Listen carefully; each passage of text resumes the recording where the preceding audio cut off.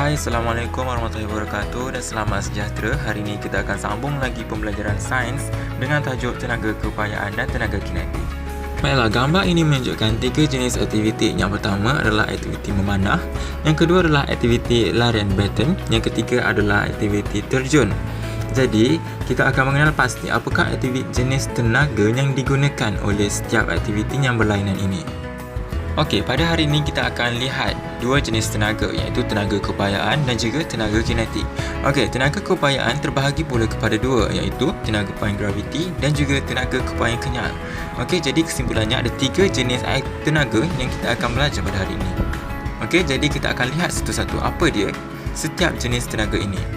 Baiklah, kita lihat dahulu apa itu tenaga keupayaan graviti. Baiklah, definisi untuk tenaga keupayaan graviti ialah tenaga yang disimpan dalam objek disebabkan ketinggiannya daripada permukaan bumi. Rumusnya adalah tenaga keupayaan graviti sama dengan mgh.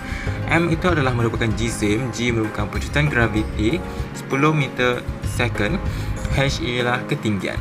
Jadi, unit SI untuk tenaga keupayaan graviti ialah joule. Berdasarkan rumus tadi, kita dapat simpulkan bahawa tenaga keupayaan graviti ini dia bergantung kepada jisim dan juga ketinggian. Okey, kita lihat contoh di bawah. Okey, sekiranya ada dua situasi di mana dua orang mempunyai jisim yang tetap tetapi berada pada ketinggian yang berbeza.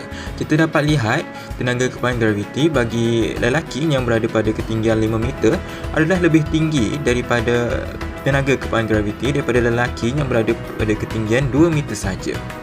Jadi, semakin tinggi ketinggian daripada permukaan bumi, maka semakin tinggi tenaga keupayaan graviti. Baiklah, kita lihat pula bagaimana jisim mempengaruhi tenaga keupayaan graviti. Kita ada dua individu yang berada pada ketinggian yang tetap, iaitu 5 meter, tetapi berlainan jisim. Seorang lelaki berjisim 50 kg dan juga perempuan berjisim 30 kg. Kita dapat lihat lelaki yang mempunyai jisim 50 kg mempunyai tenaga keupayaan graviti yang lebih besar daripada perempuan.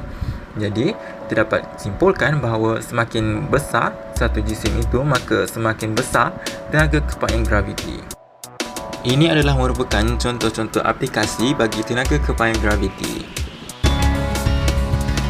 Baiklah, seterusnya kita nak tahu apa itu tenaga keupayaan kenyal. Tenaga keupayaan kenyal merupakan tenaga yang disimpan dalam objek kenyal apabila diregang atau dimampatkan. Contoh objek kenyal yang kita dapat mudah adalah spring. Okey, jika sekiranya spring berada pada kedekanan statik, maka tiada tenaga keupayaan kenyal. Sekiranya spring itu dimampatkan ataupun diregangkan, maka spring tersebut mempunyai tenaga keupayaan kenyal. Selain daripada itu, definisi untuk tenaga keupayaan kenyal juga adalah merupakan kerja yang dilakukan untuk memampat ataupun meregang sesuatu bahan kenyal dengan sesaran X daripada kedudukan keseimbangan. Kita dapat lihat rumus untuk tenaga keupayaan kenyal ialah 1/2 Fx. F itu adalah daya regangan atau mampatan dalam unit Newton. X pula adalah sesaran daripada kedudukan keseimbangan dalam unit meter.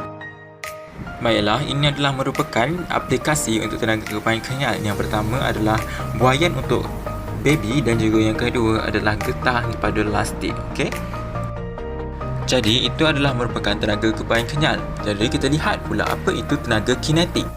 Okey, berdasarkan gambar rajah di atas menunjukkan dua jenis aktiviti. Yang belah kiri adalah seorang perempuan yang sedang berlari, manakala yang belah kanan pula adalah kereta yang sedang bergerak.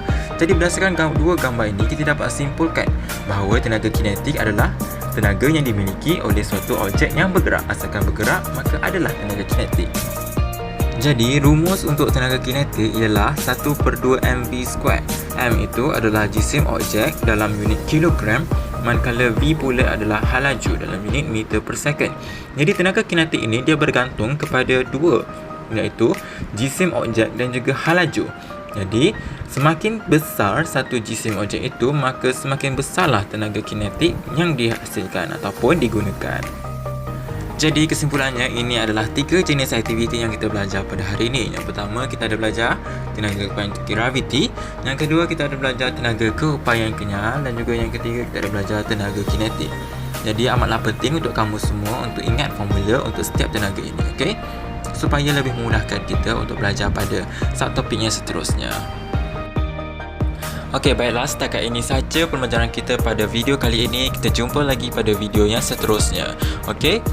Jadi, semoga awak semua dapat mengaplikasikan apa yang kita belajar pada hari ini dalam kehidupan seharian. Okey? Kita jumpa lagi. Terima kasih kerana menonton.